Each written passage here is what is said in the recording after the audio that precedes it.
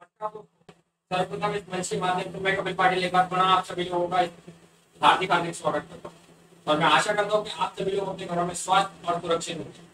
तो दोस्तों, आज का जो हमारा सेशन है, ये मैं आपको कहानी सुनाने वाला हूँ पूरी की पूरी मॉडर्न हिस्ट्री की। और ये हमारा जो सेशन है, ये वीक में 1 डे या 2 डे रहे। अगर 1 डे रहता है तो 1-1 घंटे की 2 क्लास होगी, और अगर यानी अगर 2 डे रहता है तो 1-1 घंटे की 2 क्लास होगी, और अगर 1 डे होता है तो 2 घंटे की एक पूरी क्लास होगी। तो ऐसा हमारा ये जो सेशन है, या तो सप्ताह में 2 दिन या सप्ताह में 1 दिन। अगर सप्ताह में 1 दिन होता है तो 2 घंटे का क्लास होगा, और अगर सप्ताह में 2 दिन होता है तो ये आपका 1-1 घंटे का क्लास रहेगा। ओके। और मैं आप सभी लोगों को बहुत बहुत धन्यवाद देना चाहूंगा। आप सभी लोगों ने बहुत सारा प्यार दिया, बहुत सारा आभार आप सभी लोगों का। और आप सभी लोगों ने जो जन्मदिन उसकी बहुत बहुत बधाई दी, उसके लिए आपसे मैं सभी से बहुत बहुत ज्यादा शुक्रिया अदा करना चाहूंगा। और इसी के लिए मैंने आज का दिन चुना। आपको और अपने नेशन को मैं कुछ कंट्रीब्यूट करना चाहता था। तो आई थिंक मुझे लगता है कि इस माध्यम से, इस प्लेटफॉर्म के माध्यम से मैं आप लोगों मैक्सिमम लोगों तक पहुंच सकूंगा, और उनको एक नई सोचने की क्षमता और एक नया सोचने का तरीका और एक कनेक्टिविटी का जो सिद्धांत है, वो मैं आप लोगों को दे सकूँ। तो स्टार्ट करते हैं आज का हमारा सेशन, टाइम को गवाते नहीं है। और तो आज हम लोग बात करने वाले हैं आधुनिक भारत की।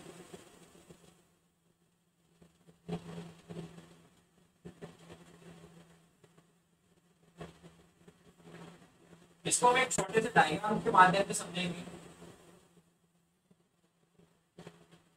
पहली बात तो आधुनिक भारत भारत भारत एक ऐसा देश है जिसको सोने की चिड़िया कहा जाता है, या सोने की चिड़िया उस समय में कहा जाता था।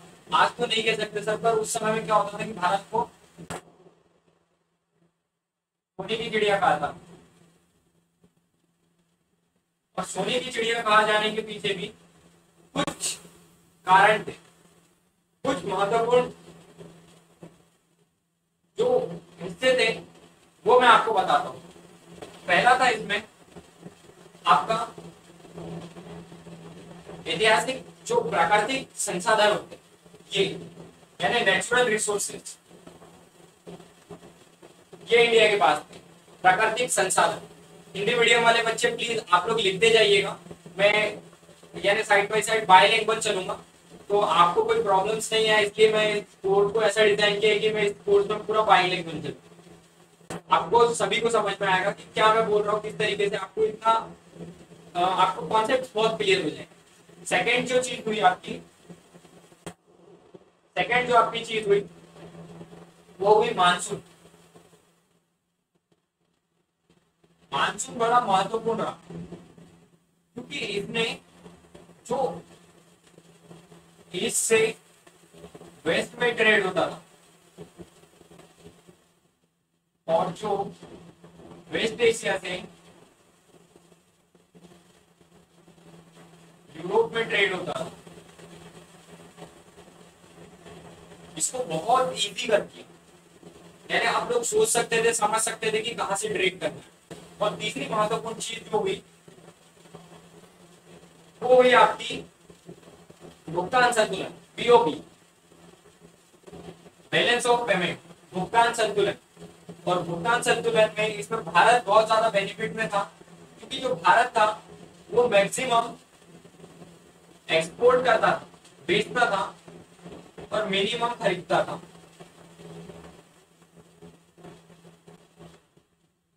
तो इसमें क्या होता है कि भारत बड़े ही लाभ में रहता है। अब आपको समझना है, और समझ करके उस कनेक्टिविटी को अपने डेवलप करना है।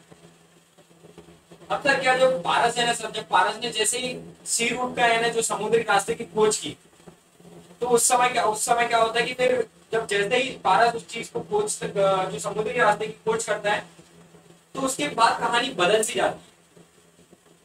ट्रेड में काफी ज्यादा हलचलें आ जाती है, काफी ज्यादा यानी माहौल बदलने लगता है।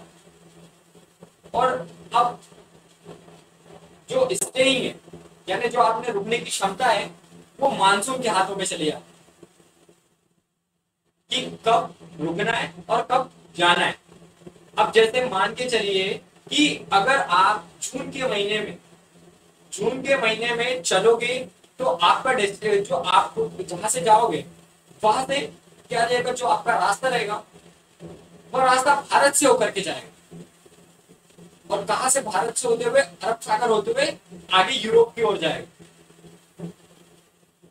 और जब अक्टूबर के माह में जब आप वापस आओगे तो आपका रूट क्या होगा, तो आपके रूट में उस समय क्या हो जाएगा, तब भी आपका डेस्टिनेशन भारत होगा।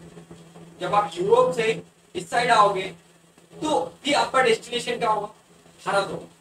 तो भारत दोनों ही पर्सपेक्ट से केंद्र बिंदु हो गया। जो भारत है कि ट्रेड के पर्सपेक्ट से जो हो गया था, जो ट्रेड के जो नजरिए से हो गया था, जो व्यापार के नजरिए से एक केंद्र बिंदु बनकर के उभर रहा। और मानसून ने जो भारत को एशिया और यूरोप के बीच में व्यापार का केंद्र बना दिया। जो भारत को इस मानसून ने भारत को एशिया और यूरोप का केंद्र बिंदु बना दिया।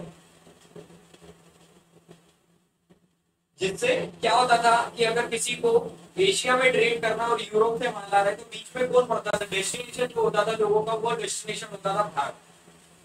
लोग यहाँ आकर के रुकते थे और रुकने के बाद फिर अपने आगे की समुद्री यात्रा को तय करते थे। ये बड़ा ही महत्वपूर्ण चीज हो गई थी भारत के कंटेस्ट में। इसलिए जैसे ही मानसून की खोज हुई वैसे ही देखना दक्कन के जो राज्य है, यानी जो सदर्न स्टेट है, वो बहुत तेजी से बनने लगे। वो उनका क्या होता है, उसकी इनकी स्थापना स्टार्ट होने लगती है। ये दक्कन के राज्य है, ये जो राज्य है, इनकी स्थापना बढ़ जाती है तेजी से।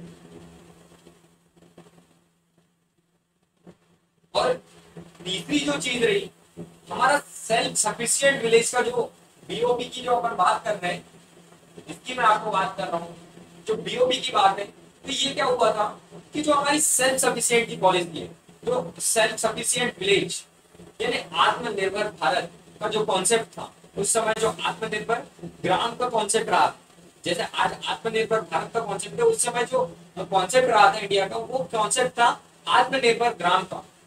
और हम हर से केवल दो ही चीजें मंगाते थे, एक घोड़े और दूसरा जो एल्कोहल है। एक तो आपके हॉर्सेस और सेकंड है आपका एल्कोहल, यानी एक घोड़े और दूसरा शराब। और जब ये, और सर दूसरी चीज शराब मंगाते थे। अब सर इन तीनों का जो परिणाम रहा, एक्चुअल रिजल्ट रहा, वो क्या रहा कि सर ये सारी चीजें, तो सर भारत वो देश बना जिसको सोने की चिड़िया कहा जाने लगा। इन तीन चीजों ने सर भारत को सोने की चिड़िया यानी गोल्डन स्पैरो बना करके उभारा। तो ये बहुत महत्वपूर्ण कॉन्सेप्ट है दोस्तों, इसको समझना, क्योंकि जब आप ये समझेंगे तो आपको बहुत ज्यादा आसानी होगी इसको, जो आपका मॉडर्न हिस्ट्री को समझने। क्योंकि भारत उस समय सोने की चिड़िया कहलाने लगा। अब क्या होता है कि जब जब ये चिड़िया कमजोर पड़ी, अब जब देखेंगे सर आप, तो जब जब ये चिड़िया कमजोर पड़ी तब तब क्या हुआ सर, तब तक भारत का इतिहास आप देखेंगे। जब भी भारत का इतिहास, तो जब जब ये चिड़िया कमजोर पड़ती है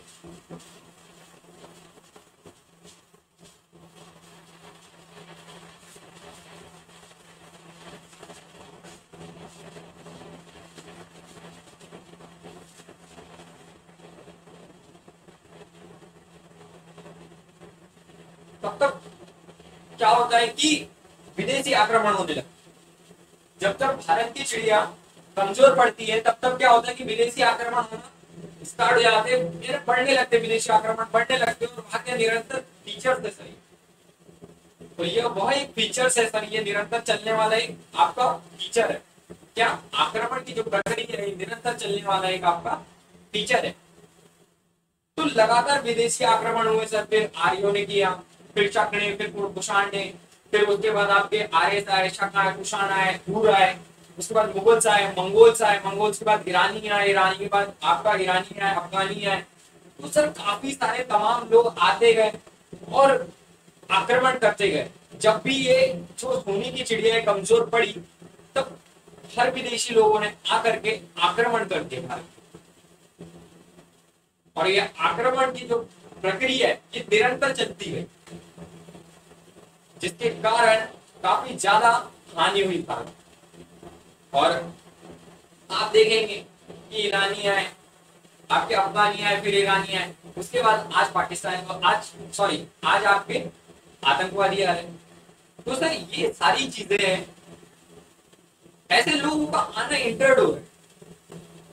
अब जब जब विदेशी आक्रमण होंगे सर, तो किसी भी देश की इकोनॉमी कमजोर होगी। इकोनॉमी कमजोर होगी तो सर एम्पायर कमजोर होगा, और एम्पायर के कमजोर होने से सर बहुत सारे मुद्दे चेंज हो जाते हैं। तो भारत जब कमजोर पड़ा, क्योंकि ये एक ही तो लैंड ऑफ वेल्थ था सर, भारत जो था वो लैंड ऑफ वेल्थ, यानी जो भूमि कहते हैं ना सर, भूमि लैंड ऑफ वेल्थ, यानी जो भूमि थी ये यहाँ पर क्या थी, लोगों की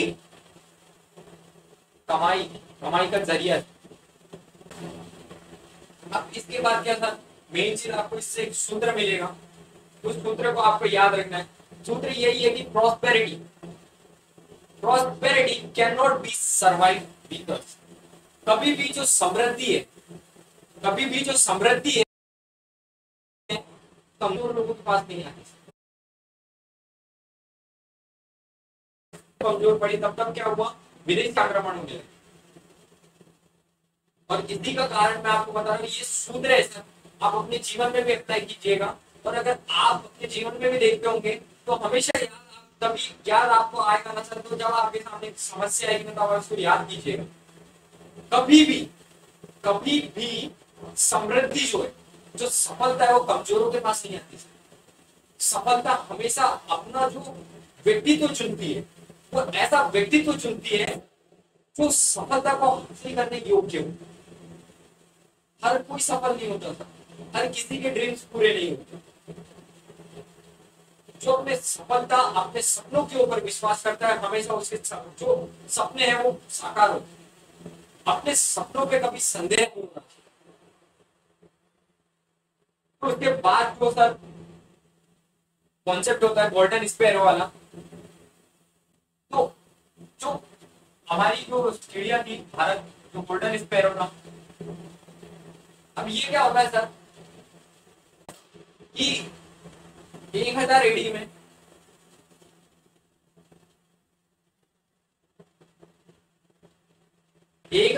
में तीन तरीके से चेंजेस आते हैं। अब पॉलिटिकल क्या होता है सर, तो पॉलिटिकल जो होता है कि end of powerful central authority, जो end of powerful central authority, एक शक्तिशाली केंद्र का अंत होता है। जो 1000 एडी के समथिंग के मैं आपको बात बता रहा हूँ, उस समय जो पॉलिटिकल था, उस समय क्या होता है, कुछ चेंजेस आते हैं। वो क्या चेंजेस आते हैं, तो वो चेंजेस आते हैं सर कि जो पॉलिटी है, जो राजनीति में जो बदलाव आते हैं, जो राजनीतिक बदलाव आते हैं, पॉलिटी में जो आपके राजनीतिक बदलाव आते हैं, वो क्या होता है कि end of the powerful central authority, एक शक्तिशाली केंद्र का अंत होता है। और सोसाइटी में इसमें क्या चेंजेस होते हैं, सोसाइटी में जो चेंजेस होते हैं आपके किस तरीके की सोसाइटी, बटी हुई, डिवाइडेड, विभाजित रहती है हमारी सोसाइटी, जातिवाद में, हिंदू मुस्लिम्स में, और भी कम्युनिटीज में, मेरे बहुत सारी तरीके से जातिवाद में घुसे हुए रहते हैं, काफी ज्यादा संकट में इस तरीके से फंसे हुए रहते हैं।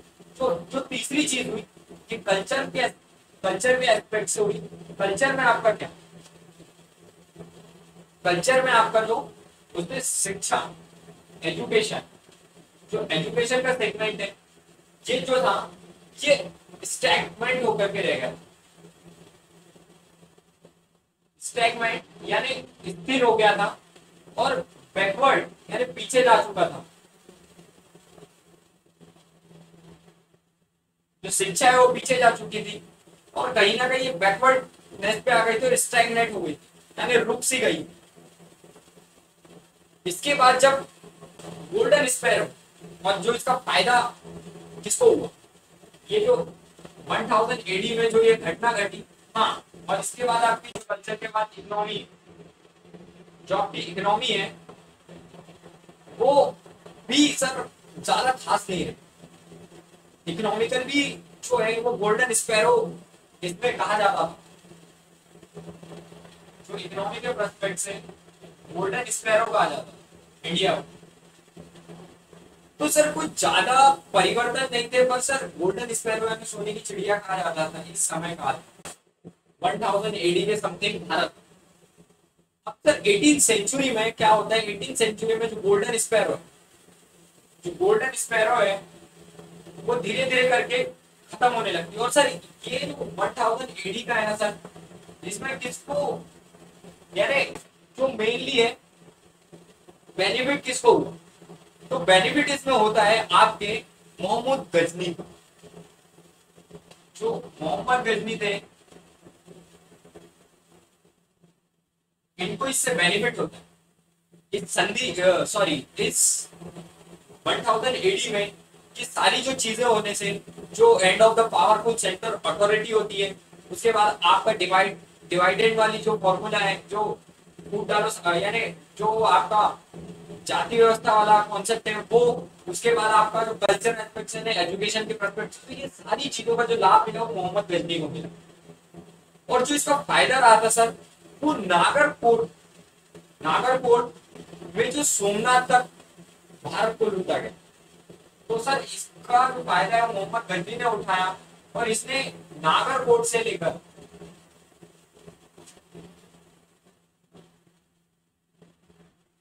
सोमनाथ तक भारत को लूटा।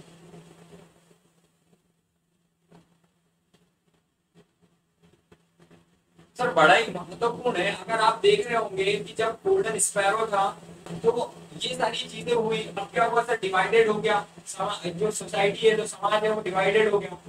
आपका जो पॉलिटिकल पावर है, पॉलिटिकल पावर भी आपकी क्या हो गई, end of the powerful centre authority, यानी आपके जो शक्तिशाली केंद्र है उसका अंत हो जाना।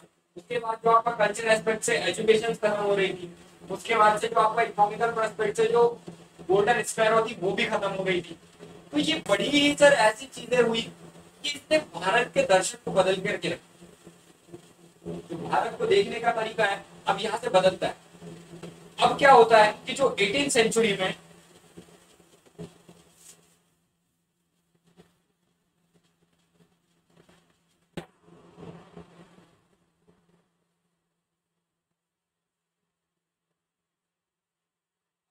सेंचुरी आता है,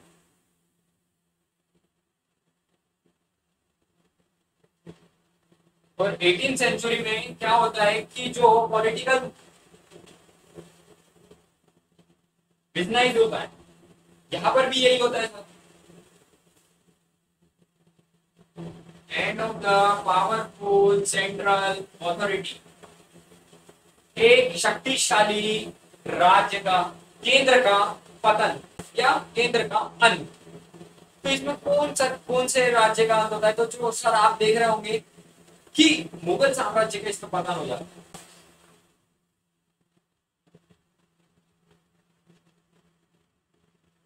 मुगल्स का इसमें पतन हो जाता है। और जो एब्सेंट होता है यहाँ पर, एब्सेंट क्या होता है sir, absent of powerful centre authority. यहाँ पर जो एब्सेंट होता है वो पावरफुल सेंटर अथॉरिटी की एब्सेंट होती है, जिसके कारण मुगल्स का पतन हो जाता है।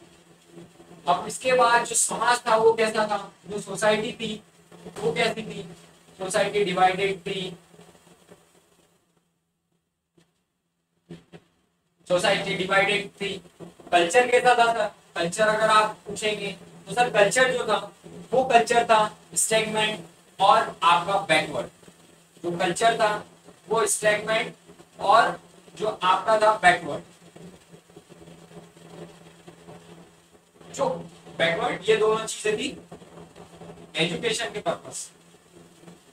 और जो आपकी इकोनॉमी थी सर, जो आपकी इकोनॉमी थी, वो इकोनॉमी थी आपकी गोल्डन स्पैरो, सोने की चिड़िया की जो इकोनॉमी थी। और सर जो इससे फायदा हुआ, ये सारी घटना से 18th सेंचुरी में किसको फायदा हुआ, तो वो फायदा हुआ ईस्ट इंडिया कंपनी।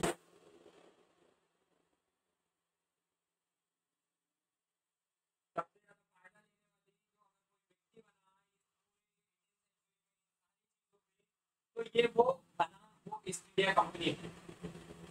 तो सर आप समझ गए होंगे इस कॉन्सेप्ट से कि ईस्ट इंडिया कंपनी जिस तरीके से गजनी ने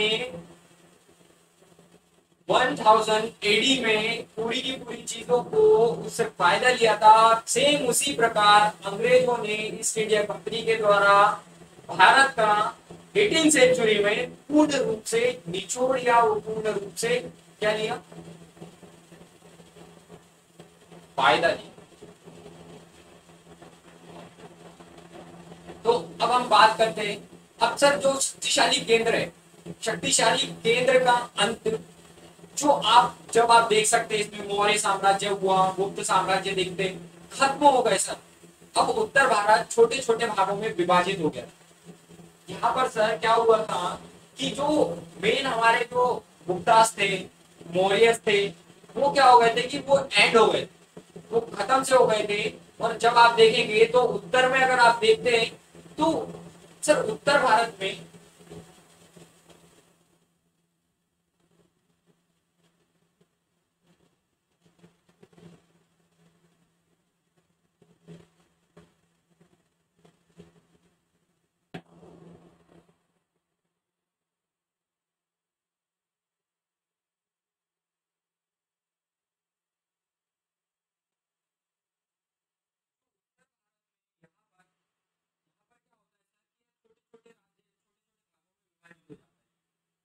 ऐसे छोटे छोटे भागों में विभाजित हो जाता है उत्तर भारत। और इससे हम एक ही चीज को सीख सकते हैं सर और अपने लाइफ में अप्लाई कर सकते हैं कि आपको कभी भी गजनी को दोष देना, गजनी को नहीं दोष देना चाहिए।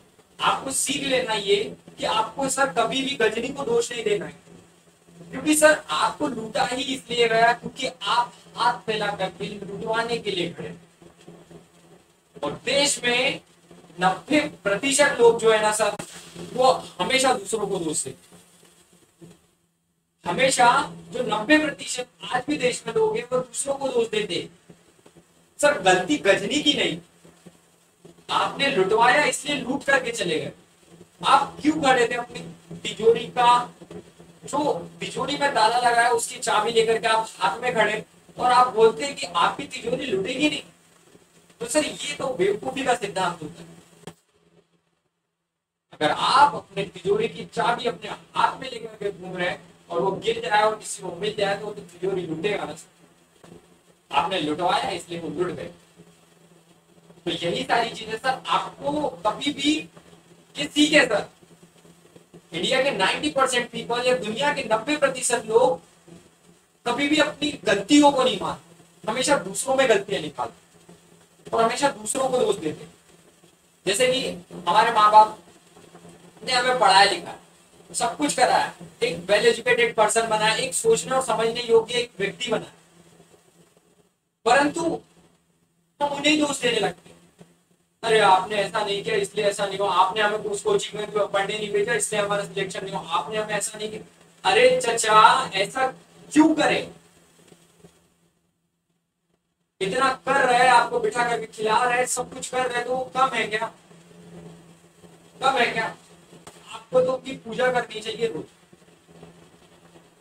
इन द सेंस आपको हर मॉर्निंग उठ करके अपने माता पिता के सबसे पहले चरण स्पर्श करने चाहिए और उन्हें बोलना चाहिए ये बातें जोर जोर से अपने मन में नहीं, उनके सामने बोलना चाहिए कि आप धन्य हैं, आप धन्य हैं माता पिता कि आपने हमें इस उम्र तक खिला,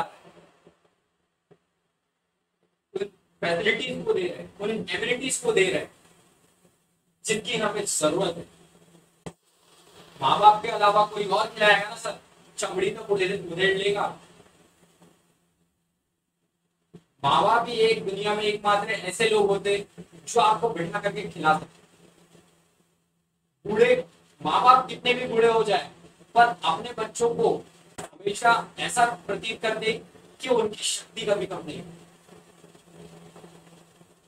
चेहरे पे झुर्रियां आ जाए परंतु पिता और माता हमेशा यही बात बोलते कि बेटा कोई बात नहीं, इस बार नहीं अगले बार हो जाएगा, हम देख लेंगे। तो सर रिस्पेक्ट कीजिए। तो कलाम साहब के भी तो माता पिता नहीं पढ़ा पाए, कलाम साहब के भी नहीं पढ़ा और वो तो देश के राष्ट्रपति बन गए। हम पूछते रहते हैं अपने आप, पूछते रहने का जो सिद्धांत है ये बड़ा ही अजीब है सर।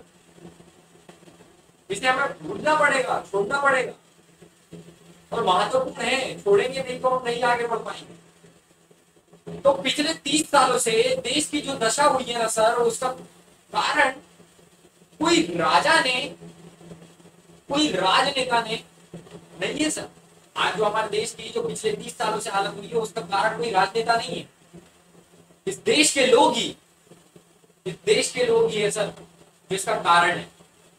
सर देश में डेमोक्रेसी है, डेमोक्रेसी के बाद आपका लोकतंत्र होने के बाद देश में ऐसे अगर लोग चुनकर के आ रहे हैं तो इसमें सर जनता, जनता अगर ऐसे लोगों को चुनकर के ला रही है तो फिर सर आप तो चाहते ही है ना वैसा प्रशासन, आप जैसा चाहेंगे वैसा होगा। क्योंकि इंडियन कॉन्स्टिट्यूशन में लिखा है कि आप भारत की जनता सर्वोपरि है। तो सर भारत की जनता अगर डिसाइड करती है कि उन्हें आना चाहिए तो वो आते हैं, उसमें कोई दो राय थोड़ी नहीं। आप किसी को दोष मत दीजिए, गलती हमारी, अपनी गलती पर एक्सेप्ट किया कीजिए। अगर किसी मान के चलिए कहीं पर गंदा पानी बह रहा है, अगर आपने गंदे पानी को नहीं रोका तो उसमें जो साफ पानी भी है उसमें मिल करके, परंतु अगर आपने उस गंदे पानी को रोक दिया तो उस पाइप से जाने वाला पूरा पानी, फिर साफ पानी, जितना भी साफ पानी उस पाइप से जाएगा वो सारा साफ होगा। तो सर समझिए अब जब सर क्या हो रहा है, जब तुम कमजोर हो गए ना सर, ये परिस्थितियां आती है। हमेशा जब आप कमजोर रहोगे तो ये सारी परिस्थितियां आपके सामने आएंगी। मौर्य के सामने भी आई सर, मौर्य साम्राज्य का पतन हुआ, विदेशी आक्रमण हो गया। जो हिंदिया वंश होता है, हिंदिया वंश था उसका अंत हुआ, हिंदिया वंश, कुषाण, इनका अंत हुआ, गुप्ता आ गए, गुप्त साम्राज्य का अंत हुआ, हुण आ गए, हुण का अंत हुआ, फिर तुर्क आ गए, फिर तुर्कों का अंत हुआ तो फिर कर मंगोल आ गए, मंगोलों का अंत हुआ तो फिर मुगल्स आ गए, मुगल्स का अंत हुआ तो सर फिर ईरानी आ गए, ईरानीस का अंत हुआ, फिर आपके जो अफगानी आ गए। तो सर हर कोई किसी न किसी के जाने के बाद ही आता है। ये हमें इतिहास दिखाता है और हमें इससे सीखना है, बड़े मजे में सीखना और मजे मजे लेकर के करना है। कनेक्टिविटी के सिद्धांत को डेवलप करना है सर, ऐसे पढ़ते हैं, इससे आप बहुत कुछ सीख सकते हैं, समझ सकते हैं,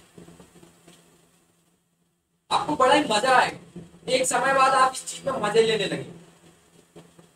1948 का समय था सर जब वास्को डी गामा भारत आया था, तब उसने 60 गुना लाभ हुआ था सर।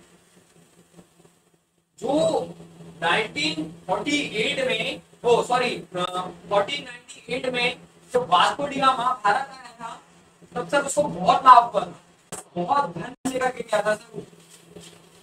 40 गुना ज्यादा लाभ हुआ था सर उसको, 40 गुना। अगर वो 100 रुपए लेकर के आया तो 140 रुपए लेकर के गया था भारत से, इतना लाभ हुआ था सर उसके। और सर अगर किसी को इतना 60 गुना लाभ हुआ था, अगर 100 लेकर के आया था तो 160 लेकर के गया। तो सर अगर इतना लाभ किसी को होता है तो सर नो डाउट कि वो जगह तो बड़ी इंपॉर्टेंट हो जाएगी। जो 1498 में वास्को डी गामा जो आया था,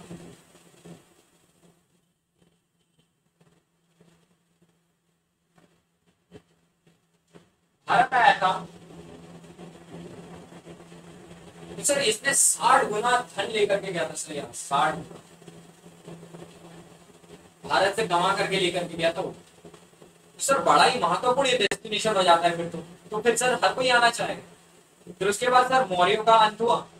तो मौर्यों का अंत हुआ तो सर आप उसमें देख सकते हैं इंडो ग्रीक वॉर, उसके बाद शक, उसके बाद कुषाण है। गुप्तास का अंत हुआ। गुप्तास के अंत के बाद इन्होंने भारत पर क्या यानी अपना शासन किया। उसके बाद 1000 एडी में, एडी के बाद जो हुआ उसमें तुर्कों ने राज किया, तुर्कों ने शासन किया। उसके बाद तुर्क गए तो तुर्कों यानी तुर्क मारे गए, तुर्कों का पतन हुआ तो मंगोल्स आ गए, मंगोल्स का पतन हुआ तो फिर सर उसके बाद आपके ईरानी और अफगानी आ जाते। तो सर ये सब आप देख रहे होंगे कि जो सेंट्रल रीजन है वो जो सेंट्रल एशियन कंट्रीज है सर, ये जो सब जो आते हैं, जो मौर्य मुगल्स, जो मौर्य आए,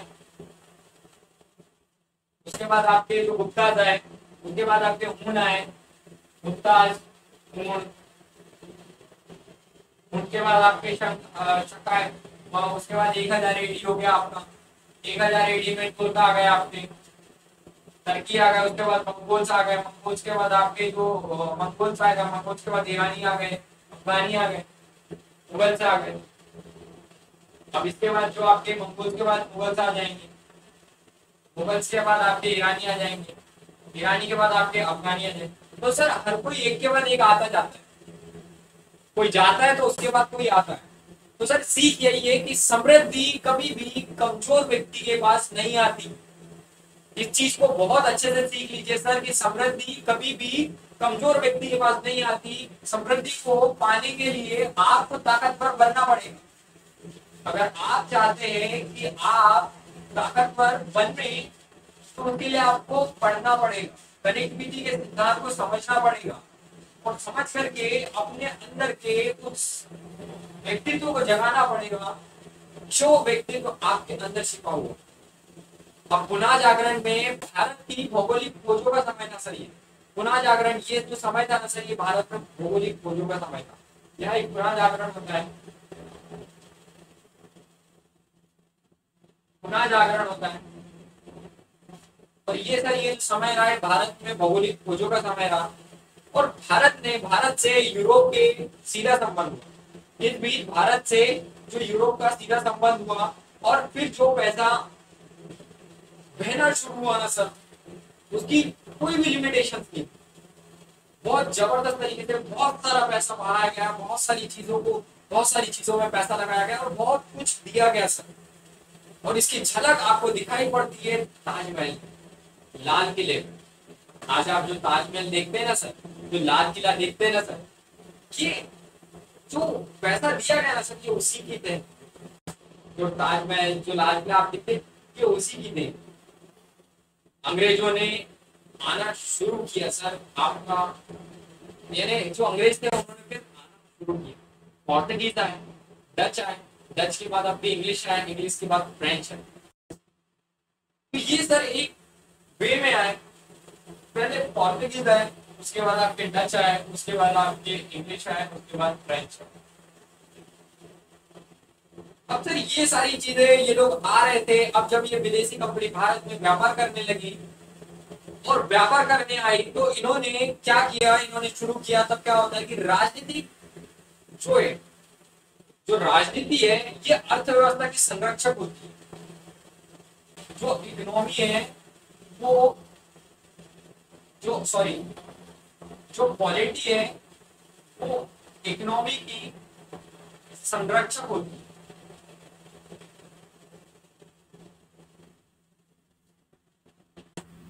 और संरक्षक होती है सर, या गार्जियंस कह सकते हैं आप।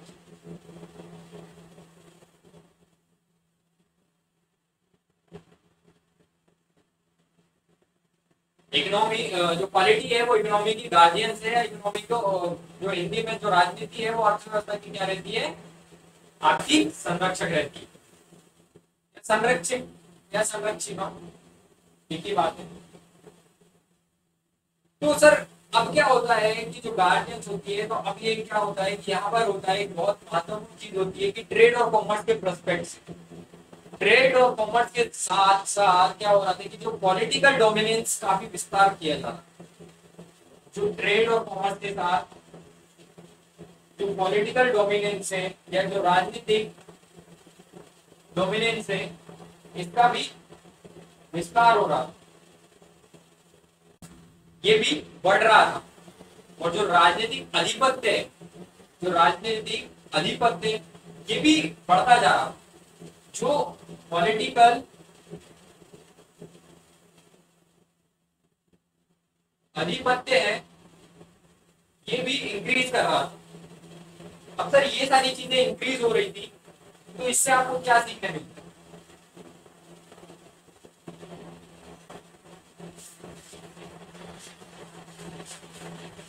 पॉलिटिकल डोमिनेंस भी इंक्रीज हो रही थी और आपका ट्रेड एंड कॉमर्स भी इंक्रीज हो रहा था।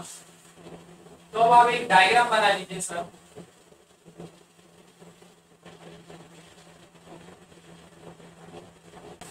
जो फर्स्ट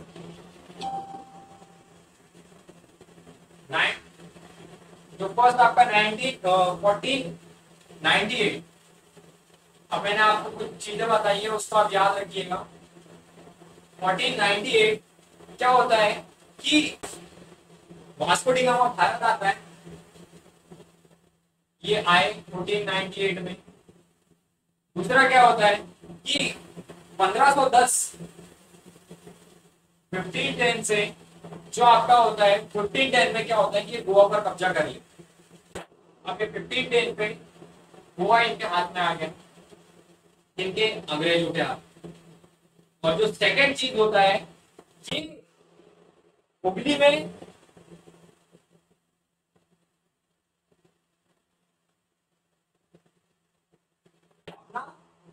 यानी जो हुगली में अपना केंद्र बनाने लगते कब? 1636 में हुगली में केंद्र बनाते और ये पुनः प्रयास करते सर। यहाँ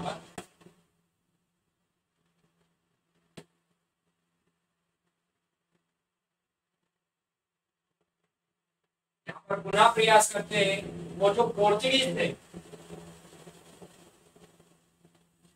यहाँ पर राजा कौन रहता है सर? शाहजहां। परंतु क्या होता है जो पोर्चुगीज होते हैं इनको क्या करना पड़ता है, इनको क्या होता है कि इनको मुंह की खानी पड़ती है और इनको हार मिलती है।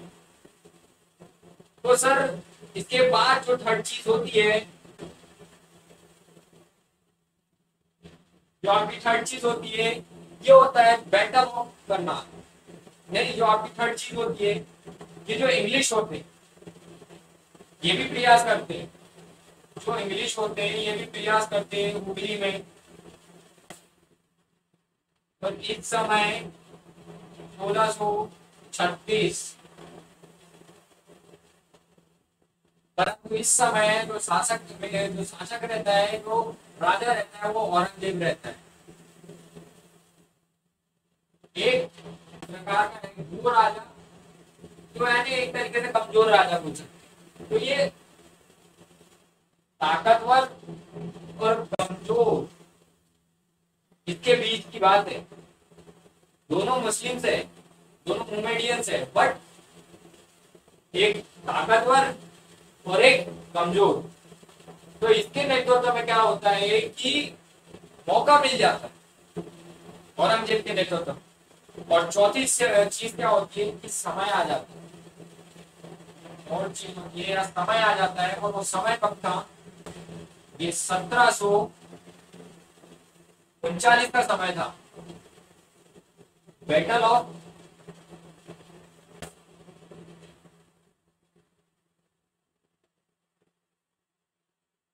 करनाल।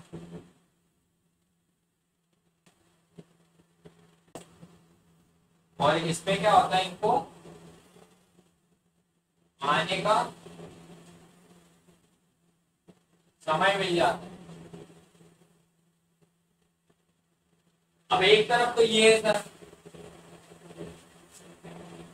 अब इसमें क्या पता चलता है कि इसमें ये पता चलता है इसमें सर 1636 में कि एक तरफ ये शासक है, तो इस तरफ क्या होता है कि पहली चीज अब क्या है कि शांति से बैठ जाना चाहिए जब समय आपका नहीं हो।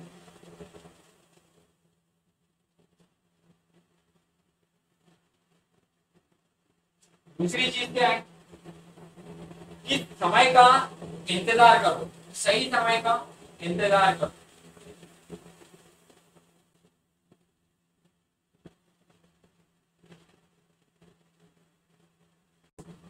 सही समय का इंतजार करो। तो सर जब सही समय का इंतजार करोगे तो आपकी जो सफलता है वो निश्चित होगी। जो ईरानी शासक थे नादिर शाह की, जो मुगल शासक मोहम्मद शाह रंगीला से लड़ाई हो जाती, जो बैटल ऑफ करनाल है, जो बैटल ऑफ करनाल है, इसमें जो नादिर शाह ईरानी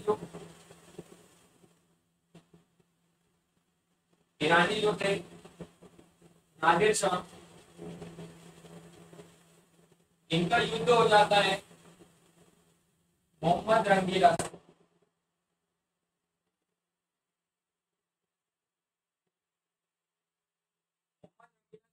हो जाता है बैटल ऑफ करनाल है, तो मोहम्मद शाह रंगीला से इनका युद्ध हो जाता है। तो सर जो मेन कारण रहा था, अब क्यों जो नॉर्थ में पावरफुल राज्य यानी मुगल साम्राज्य था, क्यों, इन सब के पीछे के क्यों का जो कारण है वो मैं आपको बताता हूँ। जैसे अपने क्यों का कारण है वो एक इंसिडेंट में छुपा हुआ। और जब शांति से सब मान के चलिए, अब ये सारी घटना हुई, अगर अंग्रेज शांति से नहीं बैठते, अगर शांति से बैठ गए और अपने समय की इन्होंने प्रतीक्षा की, तो इनको सफलता मिली। अब सीख ये है कि कभी कभी समय से लड़ने की कोशिश नहीं करना चाहिए। कभी भी व्यक्ति को समय से लड़ने की कोशिश नहीं करना चाहिए, क्योंकि क्या होता है कि हम समय से लड़ने जाते हैं और समय के अगेंस्ट में हम सब कुछ खो देते हैं और समय हमेशा जीत जाता है। जब भी समय विपरीत है ना, तो ध्यान करना चाहिए, योग करना चाहिए, साधना करना चाहिए, अपनी ताकत को बढ़ाना चाहिए, खूब ताकत इकट्ठा करना चाहिए। और जब पैदल चल करके आप जीवन में आगे बढ़ सकते हैं, तो क्यों बीएमडब्ल्यू को सहारा लेना सकते। बीएमडब्ल्यू में बैठने का मजा तो तब है जब आप पैदल चल करके गए हो, जब आपने उस जर्नी को तय किया हो, तब उस बीएमडब्ल्यू में बैठने का मजा है। और अगर आप बीएमडब्ल्यू में पैदा ही हुए तो फिर तो सर बात ही अलग है। तब तो तुम्हारे जीवन में एक महत्वपूर्ण एक सब्जेक्ट होता है ना सर, आपके जीवन में महत्वपूर्ण पहलू है ना, वो बहुत महत्वपूर्ण पहलू मिस है। और वो पहलू कौन सा? वो पहलू है संघर्ष का पहलू, वो आपके जीवन में मिस है। तो सर जो भगवान बुद्ध थे, उन्होंने सर 30 वर्ष की आयु में सर जीवन में अपने 30 वर्ष की आयु के बाद घर से चले गए। भगवान बुद्ध, अब एग्जाम्पल के तौर पे ले सकते हैं, जो भगवान बुद्ध ने अपनी 30 साल की उम्र में घर से चले गए थे, कोई बीएमडब्ल्यू नहीं, कोई कुछ नहीं, परंतु सर शक्ति पैदा की, संघर्ष किया, शक्ति पैदा की, और सर वो सिद्धार्थ से गौतम बुद्ध बने। सर जर्नी है।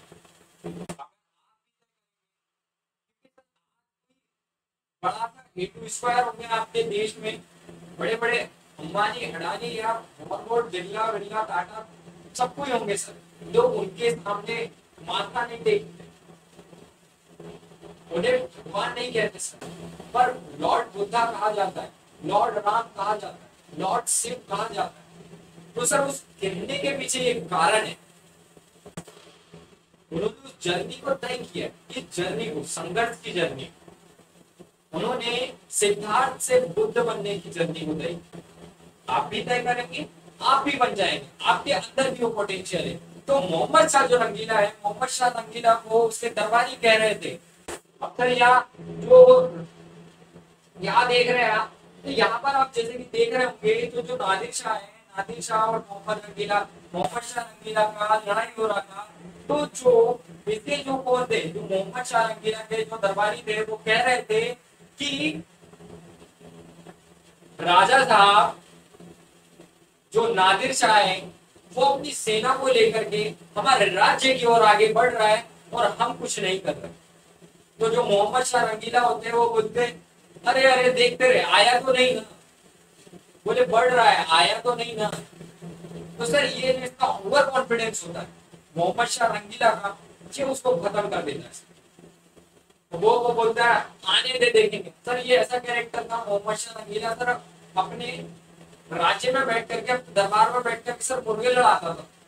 ऐसा बेवकूफ व्यक्ति दरबार में, जो व्यक्ति जो दरबारी थे वो सर कोई भी आता था तो उनसे घूस लेते थे सर, उसमें भी ये हिस्सा मानता था मोहम्मद शाह रंगीला सर। ऐसा व्यक्ति था, इतना लिच्चड़ किस्म का व्यक्ति था कि मैंने इतिहास में तो इस व्यक्ति को कोई याद भी नहीं करता। मतलब इतिहास में कुछ कॉन्सेप्ट को ऐसा होता है कि कुछ छोटी छोटी चीजें जब ये याद रखेंगे तो आपकी एक बड़ी सी पिक्चर खींच जाएगी, तो आपको इसको याद रखना। अब अब नादिर शाह पहुंचे, अब पहुंचे नादिर शाह, हराया इसको, रख के मयूर सिंहासन ले गए, कोहिनूर ले गए, सब ले गए सर।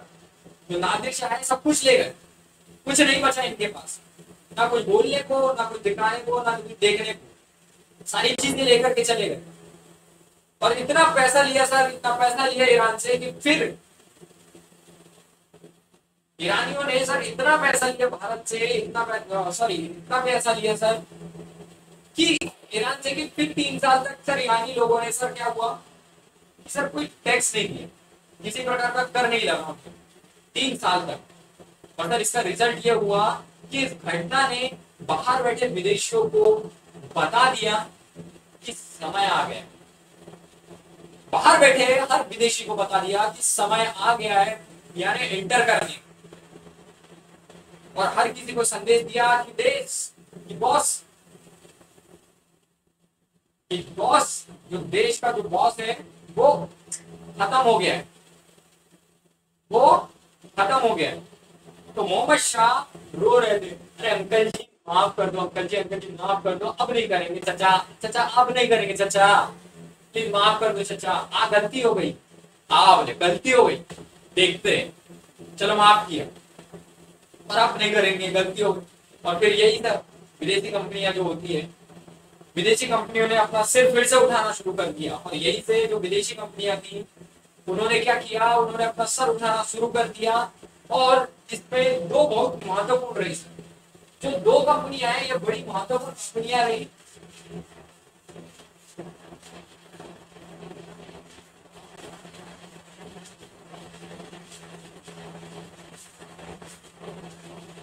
इसमें जो 2 कंपनियां रही, बहुत महत्वपूर्ण कंपनियां रही, आपके पुर्तगालीस थे, आपके डच थे, इंग्लिश थे, फ्रेंच थे। सर जो पुर्तगाली थे इन्होंने यूरोप को इंग्लिश मैरिज सेटलमेंट है उसके अंतर्गत इन दोनों ने सेटलमेंट कर लिया। तो अब ये दोनों क्या होंगे, लड़ेंगे नहीं, यानी पुर्तगाल और यूरोप एक हो गए। अब पुर्तगाल और यूरोप एक हो गए, और इसने क्या दहेज में क्या लिया, पुर्तगाल ने दहेज में क्या दिया, यूरोप बोल रहा हूँ इंग्लिश को, यानी आपके अंग्रेजों को। पुर्तगाल ने अंग्रेजों को दहेज में 50 जो दिया था वो दिया था बॉम्बे प्रेसिडेंसी। जो बॉम्बे था, तो मुंबई, ये क्या किया, ये दहेज में दे दिया इसने पुर्तगालियों ने इंग्लिश को। और जो डच थे उनको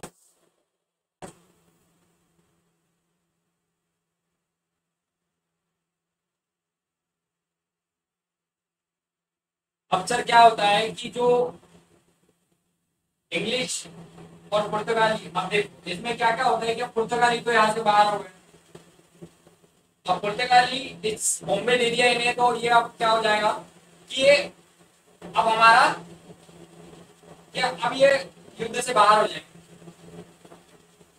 और हम सिर्फ व्यापार करना चाहते हैं। और ये क्या कहते हैं, पुर्तगाली कहते हैं कि अरे भैया, अरे चाचा, हम सिर्फ व्यापार करना चाहते हैं और वाणिज्य करना चाहते हैं, ट्रेड और कॉमर्स करना चाहते हैं, हम नहीं खेलेंगे, हम इम्पीरियलिज्म नहीं करेंगे, हम देश में सांप्रदायिकता नहीं बढ़ाएंगे, हम इम्पीरियलिज्म नहीं करेंगे, हम अपना ट्रेड और कॉमर्स पे ही ध्यान देंगे, हम इससे ज्यादा विस्तार नहीं करना था। और डचों ने अंग्रेजों के साथ समझौता किया कि ये गेम से बाहर हो। डचों ने भी अंग्रेज के साथ समझौता कर लिया, इन दोनों ने भी समझौता कर लिया, इन दोनों ने समझौता कर लिया स्पाइस आइसलैंड के ऊपर। जो स्पेस आइसलैंड था, इन्होंने समझौता किया डच प्लस इंग्लिश ने स्पाइस आइसलैंड को लेकर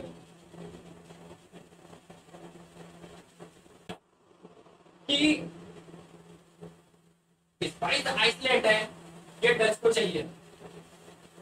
तो अंग्रेजों ने कहा कि हम आपको स्पाइस आइसलैंड दे देते हैं, तो डचों ने भी कह दिया कि हम आपको भारत दे देते हैं।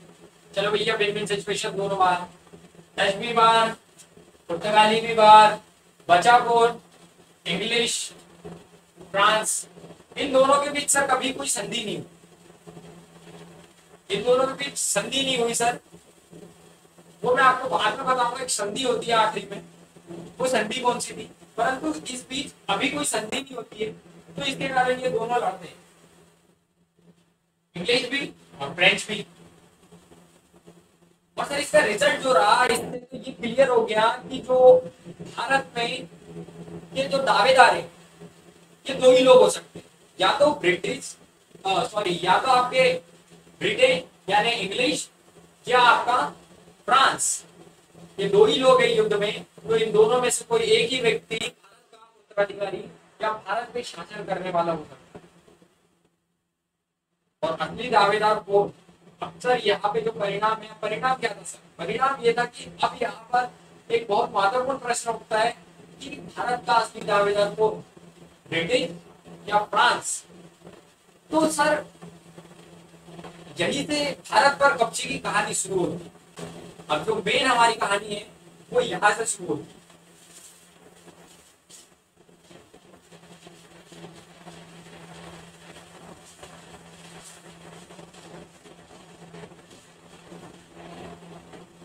हमारी जो मेन कहानी शुरू होती है एंग्लो कर्नाटक युद्ध की।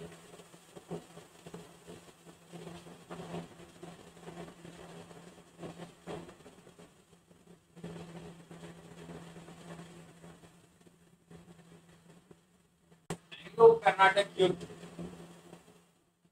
फर्स्ट एंग्लो कर्नाटक युद्ध किसके बीच? इंग्लिश और फ्रांस। इन दो लोगों के बीच एंग्लो कर्नाटक युद्ध लड़ा गया। और सर इसमें क्या होता है,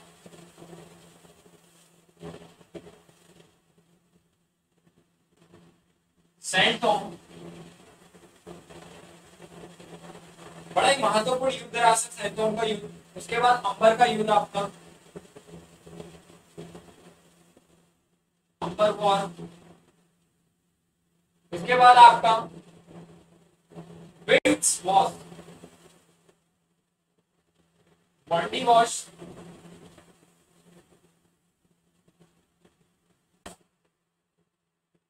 बॉन्डी वॉश हुआ आखिरी में, ये सारी चीजें। तो इन चीजों को, इस डायग्राम को बना लीजिएगा सर, और डायग्राम को याद रखिएगा, ये आपको हमेशा काम आएगा। काम आने के साथ साथ आपको बहुत सारी चीजें बताएगा भी, और बता करके आपको सिखाएगा भी कि किस किस तरीके से चीजें होती है। तो ये तीनों को समझना है बस, इसको, अंबर के युद्ध को और बॉन्डी वॉश। तो इसके बाद क्या होता है सर,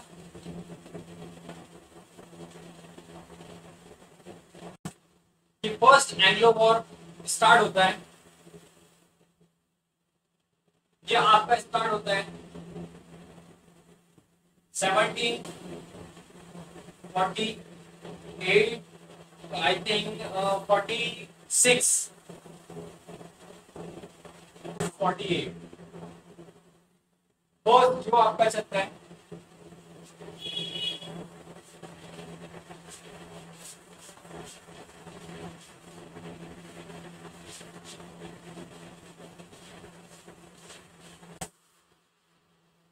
अब यहाँ क्या होता है कि आपको तीन चीजों के ऊपर, हर बार आपको तीन चीजों के ऊपर ध्यान देना है।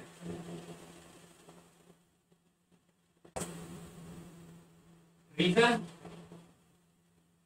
इशू और आउटकम्स, कारण,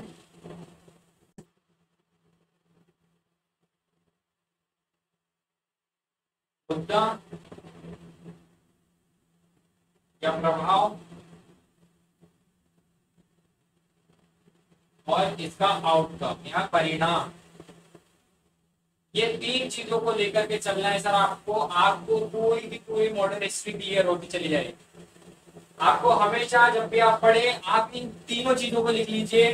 कोई भी घटना होती है उसका कारण क्या रहा, मुद्दे क्या रहे उस कारण, उस घटना के होने के, और उसके साथ साथ उसके जो परिणाम है, परिणाम क्या होते हैं, जो परिणाम है उसके परिणाम क्या होते हैं, ये सारी चीजें आपको देखना है, देख करके समझना है, समझ करके लिखना है। और इन तीनों के लिए हम चर्चा करें। अब अगर आप ऑस्ट्रेलिया में की बात करें, ऑस्ट्रेलिया के अगर मैप को अगर आप देखेंगे तो उसमें क्या है सर, ऑस्ट्रेलिया का जो मैप है, ऑस्ट्रेलिया का जो मैप है वो ऑस्ट्रेलिया के मैप से क्या होता है कि ऑस्ट्रेलिया से जो लगा हुआ जो नेशन है वो है ईरान। जो ऑस्ट्रेलिया से लगा हुआ मैप है उसकी सबसे बड़ी चीज है सर ईरान, और जिसकी सॉरी ईरान बोल रहा हूँ मैं। ऑस्ट्रेलिया से लगा हुआ स्टेट है आपका इटली, और जिसकी राजधानी है वियना। जिसकी राजधानी वियना है, आप देखिए एटलस में, देखिए सॉरी एटलस में देखिएगा आप, तो जो ऑस्ट्रेलिया से लगा हुआ राष्ट्र है वो है आपका इटली, और इटली की जो राजधानी है वियना। और सर उस समय जो इटली था सर, जो हैब्सबर्ग एम्पायर हैब्सबर्ग एम्पायर, जो ऑस्ट्रेलिया का एम्पायर में बहुत दबदबा था सर। जो हैब्सबर्ग एम्पायर था उसका ऑस्ट्रेलिया में बहुत दबदबा था।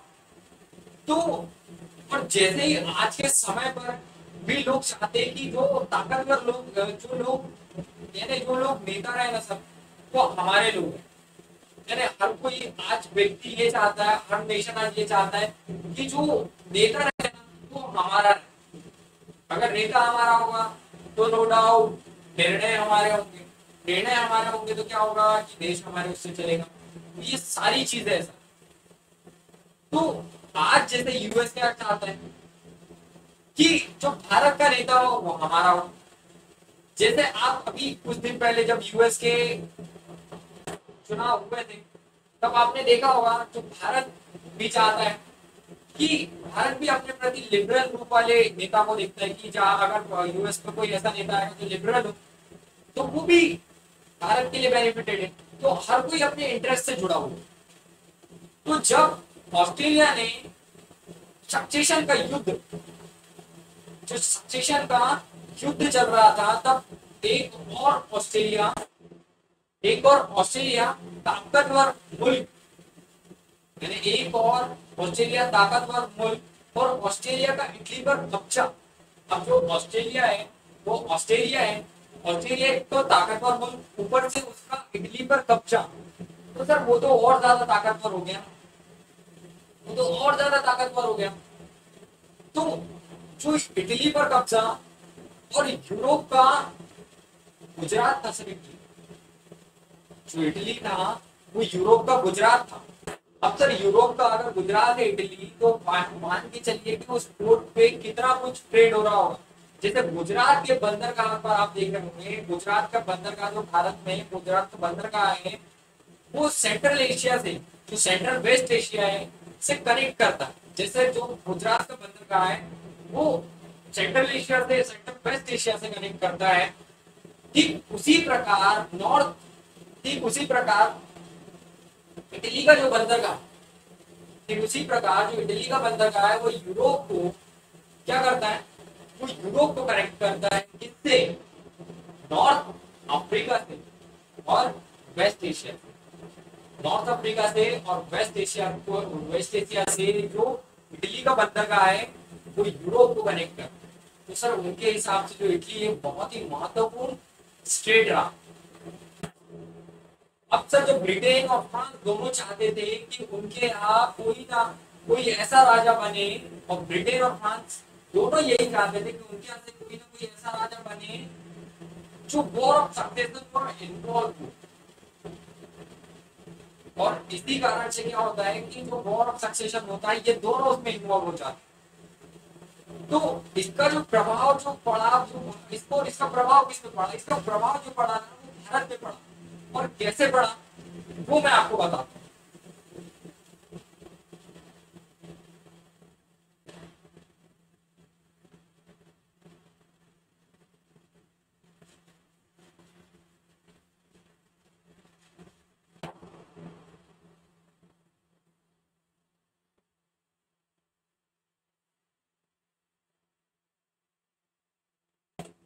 अब कैसे पढ़ा, अब आप पूछेंगे सर आप जो बोल रहे हैं वो तो ठीक है, पर कैसे पढ़ा।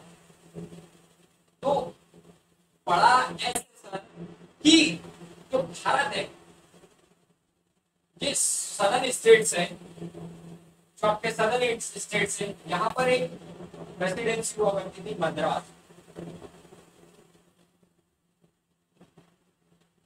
तो यहीं पर एक प्रेसिडेंसी थी पांडिचेरी या पुदुचेरी।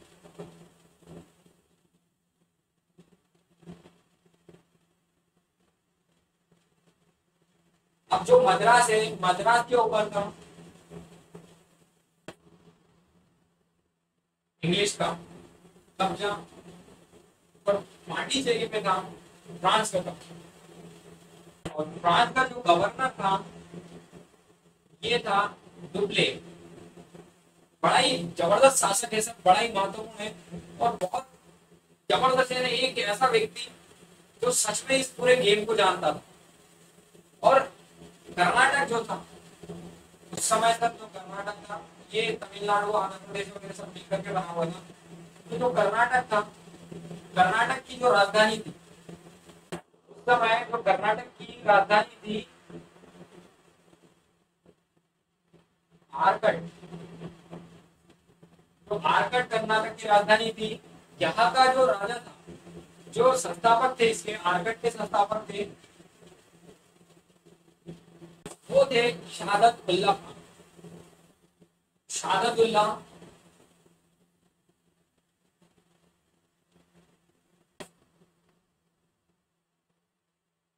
संस्थापक थे।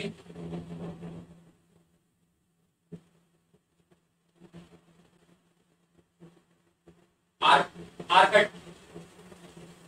और इसके बाद इसके संस्थापक हुए, इसके बाद दोस्तली हुए।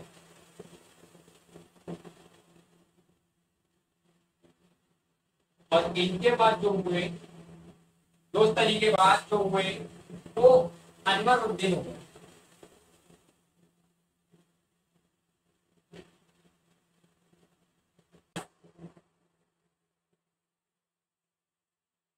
दोस्तली के बाद जो शासक रहा था वो दोस्तली के बाद अनवरुद्दीन हो गए। तो अभी जो लास्ट शासक रहे थे वो अनवरुद्दीन रहे। ठीक है, आप इतना याद रखिएगा।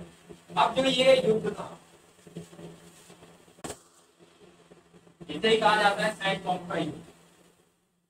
प्रभाव क्या रहा, प्रभाव किससे पड़ा, भारत पे।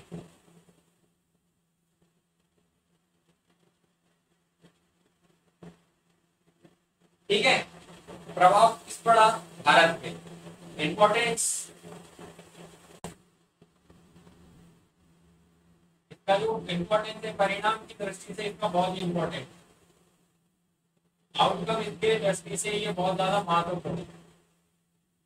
ठीक है,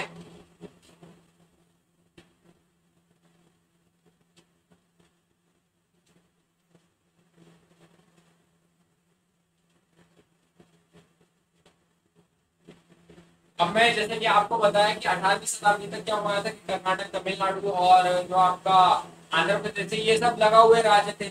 और अब इसका नवाब कौन, यानी अब इसके नवाब कौन थे, अनवर थे। अनवर उद्दीन के भी नवाब थे। और संस्थापक कौन थे, सादतुल्लाह खान, सादतुल्लाह जी इसके संस्थापक थे।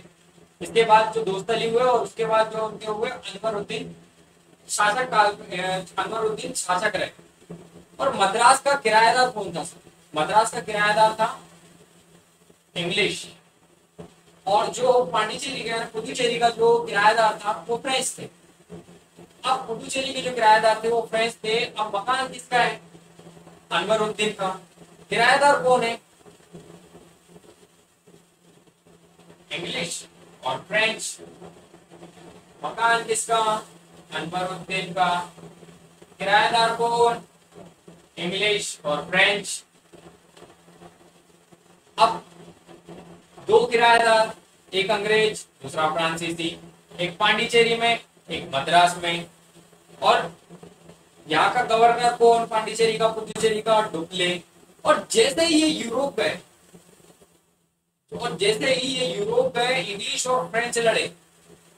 ये जैसे ही ये दोनों इंग्लिश और फ्रेंच यूरोप गए, ये वहां जाकर के लड़े। और लड़ने से क्या हुआ कि लड़े ऑस्ट्रेलिया के उत्तराधिकार। ऑस्ट्रेलिया का उत्तराधिकार के कारण ये लोग लड़ते फ्रेंच और इंग्लिश, और भारत पर उसका असर हुआ।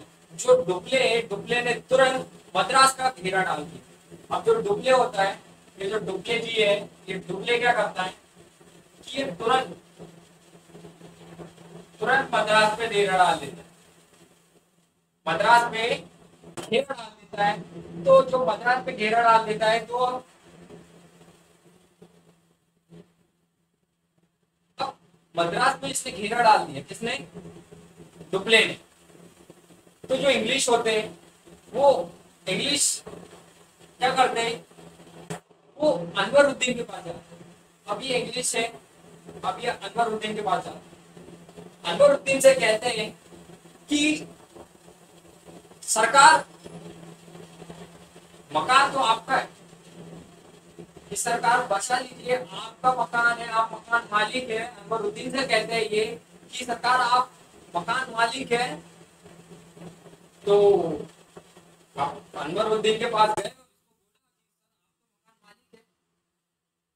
तो सर अनवरुद्दीन तो बड़ा खुश हो गया, मन ही मन सोचने लगा, मन में अपने सोचता है, अरे यार चाचा यार, हम तो मकान मालिक है, हम तो मकान मालिक है यार, और हम मकान मालिक है। तो इंग्लिश कहते हैं हाँ सरकार आप मकान मालिक है। तो वो भी बिल्कुल बहुत तो नहीं, जोश में आ जाता है एकदम व्यक्ति विशेष में, अपने आप को बहुत बहादुर समझने लगता है, अरे हम तो मकान मालिक है, और ये आपका दूसरा मकान है सरकार, और आपका जो दूसरा किराएदार डुप्ले, वो सरकार बहुत ज्यादा वो उधमपुर मचा रहा है, बदतमीजी कर रहा है बहुत ज्यादा हमारे साथ, और कह रहा है कि मकान छोड़ो।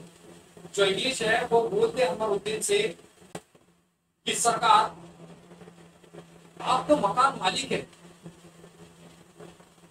और जो आपका दूसरा किराएदार है वो सरकार बहुत ज्यादा बदतमीजी कर रहा है, और बदतमीजी करने के साथ साथ क्या कर रहा है वो कि हमें घर छोड़ने के लिए कह रहा है। तो अनवर कहता है, ये सब सुन अनवर बहुत प्रसन्न होता है, अरे साहब हम तो मकान मालिक, सच्चा हम तो मकान मालिक हो गए, मकान मालिक हो गए। तो सोचने लगा कि वाह यार, हम तो मकान मालिक, हम तो राजा है। क्योंकि सर इससे पहले उसको ये एहसास नहीं हुआ था कि वो राजा है।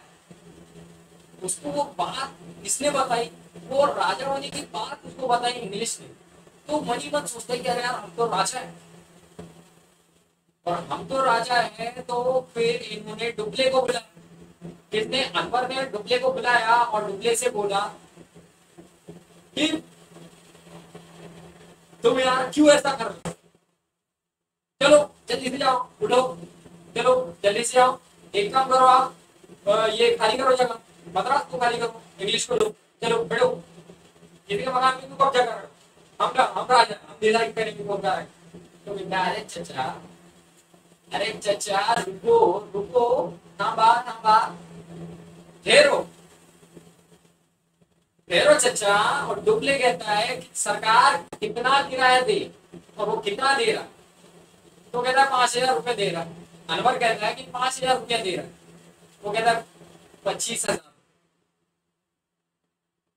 जो डुप्ले है वो बोलते हैं हम 25,000 रुपया देते, प्लस हम मद्रास को जीत करके आपको वापस कर देंगे। अनवर कहता है अरे यार ये भी सही है, क्या पैसा भी मिल रहा है, पैसे के साथ साथ सारा हमें तो बहुत कुछ मिल रहा है। अनवर प्रसन्न, अनवर और खुश, अरे साहब हाँ, तो वो हमें हमारा 15 का भी है, हमारा मद्रास भी मिल जाएगा, हमें ऐसा भी मिल रहा है। तो चचा इनका दिमाग घूमता है और ये क्या करते हैं कि देने देने को। अब तक इससे सीख यही है कि दूसरों की ताकत पर कभी भी ऐश नहीं करना चाहिए। जो दूसरों की ताकत है उस पर कभी भी ऐश नहीं करना चाहिए, क्योंकि तुम्हारी शक्ति होगी ना तर तो ही तो दूसरों का यूज करना होगा। कभी भी दूसरों की ताकत पर कभी भी ऐश करने की कोशिश नहीं करना चाहिए, क्योंकि अगर आपकी शक्ति होगी ना सर तभी आप लोगों को यूज कर पाओगे। और इस जीवन में तुम्हारे माँ बाप को छोड़ करके कोई और तुम्हें राजा नहीं बना पाएगा सर। कोई और तुम्हें राजा बनता हुआ नहीं देख पाएगा, कोई और तुम्हें राजा नहीं बनाएगा, क्योंकि दुनिया में कोई भी किसी के लिए कुछ नहीं करता है। देख रहे हैं सर आप, देख रहे हैं आप हिस्ट्री को। दुनिया में कोई भी किसी के लिए कुछ भी नहीं करता है, ये जैसा आप देख रहे हैं आपको दिख रहा होगा। सब अपने लिए कर, इधर देख ही रहे होंगे आप, कर रहे हैं ना फ्रेंच अपने लिए, डुप्ले साहब अपने लिए कर रहे हैं। तो जो ब्रेव माइंड होते हैं दुनिया में कोई किसी सॉरी सर 2 मिनट्स।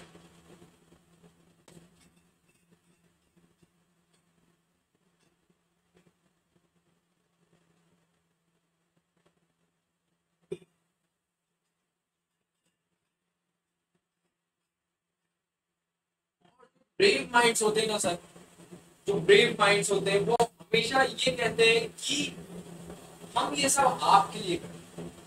जो ब्रेव माइंड्स है वो हमेशा एक ही चीज कहेंगे सर कि हम ये सारी चीजें ना आपके लिए कर रहे हैं, आपके लिए हम सब कुछ कर रहे हैं, आपका ही सब कुछ, ये सब सारी चीजें कहेंगे।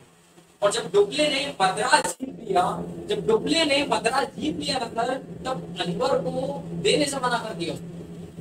अब अनवरुद्दीन को देने से मना कर दिया। जब मद्रास जीत लिया किसने, डुप्ले ने। डुप्ले ने जब मद्रास जीत लिया तो उसने अनवरुद्दीन को देने से मना कर दिया और कहा कि तुम्हारे लिए थोड़ी ना जीते हैं चचा। अरे चचा तुम्हारे लिए थोड़ी ना जीते, पागल दिख रहे क्या, पागल दिख रहे चचा, आपके लिए थोड़ी ना जीते हैं हम, ये तो हम खुद के लिए जीते, कैसा दे दे। चलो चलो आगे बढ़ो। जब डुप्ले ने अनवरुद्दीन को मद्रास देने से मना कर दिया, तब हुआ आपका सेंट थॉमस का युद्ध। आपका सेंट थॉमस का युद्ध था तब होता है जब वो मद्रास देने के लिए मना कर दिया।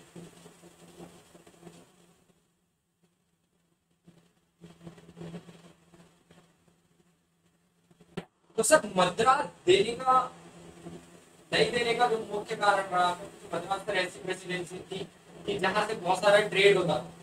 अब कारण था मद्रास, फर्स्ट जो एंग्लो कर्नाटक युद्ध था उसका जो कारण था वो मद्रास था। प्रभाव किसका रहा, ऑस्ट्रेलिया का उत्तराधिकारी। किसके प्रभाव के कारण हुआ, ऑस्ट्रेलिया के उत्तराधिकारी का। जो वहां घट रहा था ऑस्ट्रेलिया में उत्तराधिकारी का प्रॉब्लम, उसका जो प्रभाव रहा वो भारत में देखने इसके रूप में मद्रास। सीख क्या लेनी चाहिए कि तुम्हें कभी भी किसी के स्वयं के ताकत अर्जन पे काम करना, हमेशा स्वयं लड़ना होगा, फिर चाहे तुम्हारी दोस्ती भगवान से ही क्यों ना। एग्जाम्पल के तौर पे महाभारत में अर्जुन की दोस्ती कृष्ण से है, परंतु अपनी लड़ाई उस बंदे ने स्वयं लड़ी। कृष्ण तो केवल एकमात्र साधन थे, पीछे से नेतृत्व करने वाले, परंतु उन्होंने अपनी पूरी लड़ाई कृष्ण ने सिर्फ बताया है, बाकी जो पूरी लड़ाई है वो अर्जुन ने स्वयं लड़ी।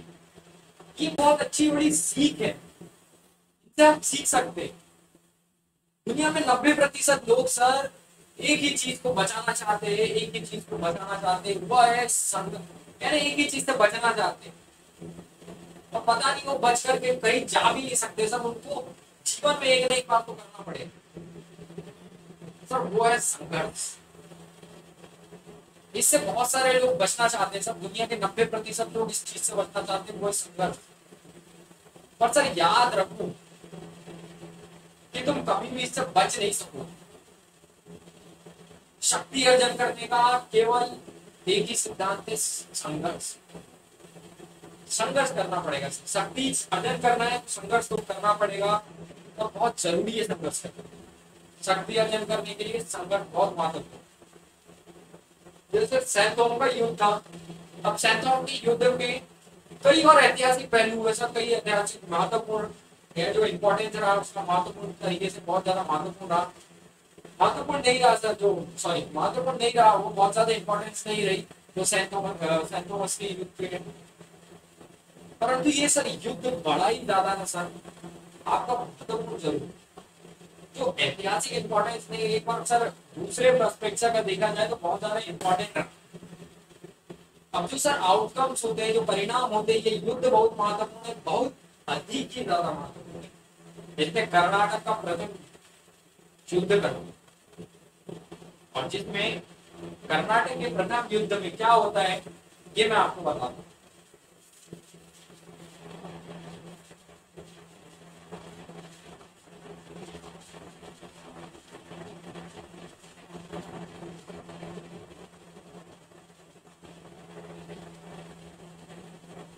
कर्नाटक के प्रथम युद्ध में क्या होता है कि दो लोग लड़ रहे हो,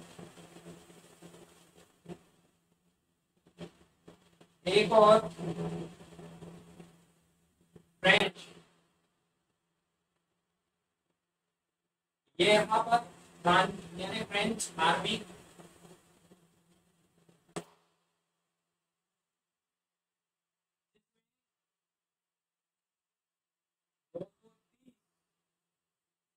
फ्रांसीसी लोग और 700 इंडियन पीपल,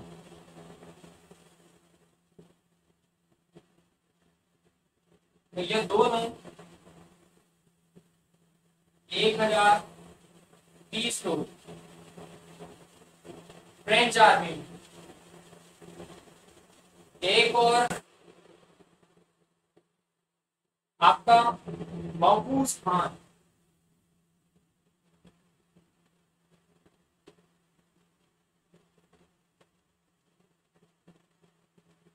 कितनी सेना, 10,000 की सेना, 10,000 सैनिक।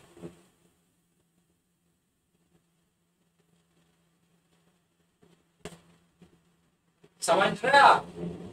एक और ये 1030 लोग, एक और 10,000 की सेना, इनके पास क्या डिसिप्लिन,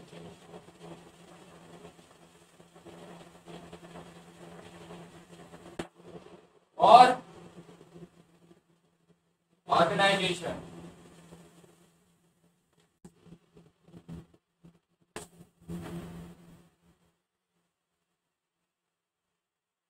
इनके पास क्या,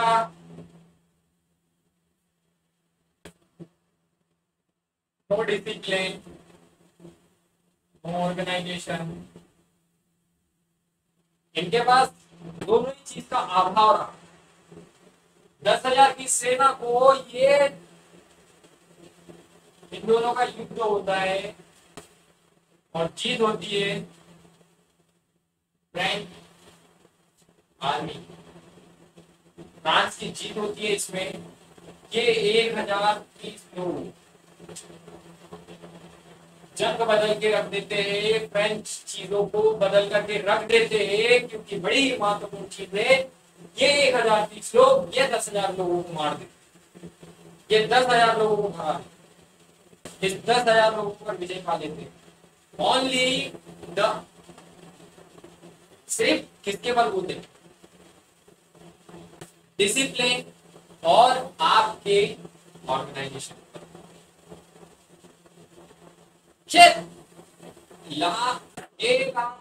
शापल की जो संधि हुई जो 1748 में, और इसमें क्या हुआ कि एला शेपल की जो संधि होती है फिर 1748 में, तो इसमें क्या होता है कि ऑस्ट्रेलिया का जो उत्तराधिकारी है, उत्तराधिकारी का युद्ध को समाप्त कर दिया। जो उत्तराधिकारी का युद्ध था ऑस्ट्रेलिया को, उसको समाप्त कर दिया। और मद्रास जो है ना, मद्रास अंग्रेजों को पुनः मिल गया। जो मद्रास है वो पुनः अंग्रेजों को मिल गया और प्राप्त हो गया कि अंग्रेजों को पुनः जो मद्रास है वो अंग्रेजों को दे दिया। और इस संधि के बाद कर्नाटक का प्रथम विश्व युद्ध भी समाप्त हो गया। ये जो होने के बाद प्रथम कर्नाटक युद्ध समाप्त हो गया। इंग्लिश को मद्रास मिल गया। ठीक है, और रिजल्ट यही रहा कि कर्नाटक के प्रथम विश्व युद्ध, कर्नाटक के प्रथम युद्ध के बाद दुबले की राजनीतिक पिपासा जाग उठी। और जो पिपासा उसकी जाग उठी, यानी जो राजनीतिक भूख है वो जाग उठी। क्यों जागी? क्योंकि वो 1030 लोगों ने 10,000 लोगों को हरा दिया। इसके कारण दुबले की जो राजनीतिक पिपासा है वो जागती है। और यही तब खाली हाथ आए और खाली हाथ जाएंगे। जब सिकंदर मारा गया था तब उसने बोला था कि मेरी 3 ख्वाहिशें, मैं मरने के बाद मेरी 3 ख्वाहिशें पूरी करना। मैं जब मेरा जनाजा निकले तो उस जनाजे को जब निकले तो जिस रास्ते से निकले उस रास्ते पर मेरी पूरी दौलत बिछा दे। मेरा जनाजा जिस जनाजे जहां से निकले। और दूसरा काम ये करना कि मेरे हाथों को लटका देना। मेरी जो जनाजे से मेरे हाथों को लटका देना, ऐसे बाहर मेरे हाथों को लटका देना, जिससे कि मेरे अंदर या लोगों को ये जरूर संदेश जाए कि मैं यहाँ से कुछ लेकर के ना जा सका। मैं दुनिया से कुछ लेकर के ना जा सका, खाली हाथ आया था, खाली हाथ ही जा रहा हूँ। इस दुनिया से कोई भी कुछ लेकर के नहीं जा पाएगा, ना कोई कुछ लेकर के आया है। हम भी जैसे आए वैसे ही चले जाएंगे, आप भी जैसे आए हो वैसे चले जाओगे। कोई अंबानी हो, कोई अडानी हो, कोई टाटा हो, कोई बिरला हो, किसी के पास बहुत करोड़ों की धन दौलत हो, वो भी ऐसा ही आया था, वो भी ऐसे ही चला जाएगा। केवल रह जाता है तो आपका पीछे का इतिहास, आपके पीछे की वो चीजें जो आप छोड़ करके जाते हैं, वो सारा चीज। और इससे आपको सीख लेना चाहिए कि मस्त रहो यार, ये बात का टेंशन क्यों लेते हो कि कल क्या होगा, कब क्या होगा, एग्जाम में सिलेक्शन होगा कि नहीं होगा। अरे चचा, टेंशन लेना छोड़ो, टेंशन को मारो गोली और आगे बढ़ो। याद रखो, जो व्यक्ति खुश होता है उसका दिमाग हमेशा बहुत ज्यादा अच्छा चलता है। एक दुखी व्यक्ति के मन से एक अच्छे व्यक्ति, एक खुश व्यक्ति का मन बहुत ज्यादा अच्छा चलता है, बहुत ज्यादा तेज चलता है।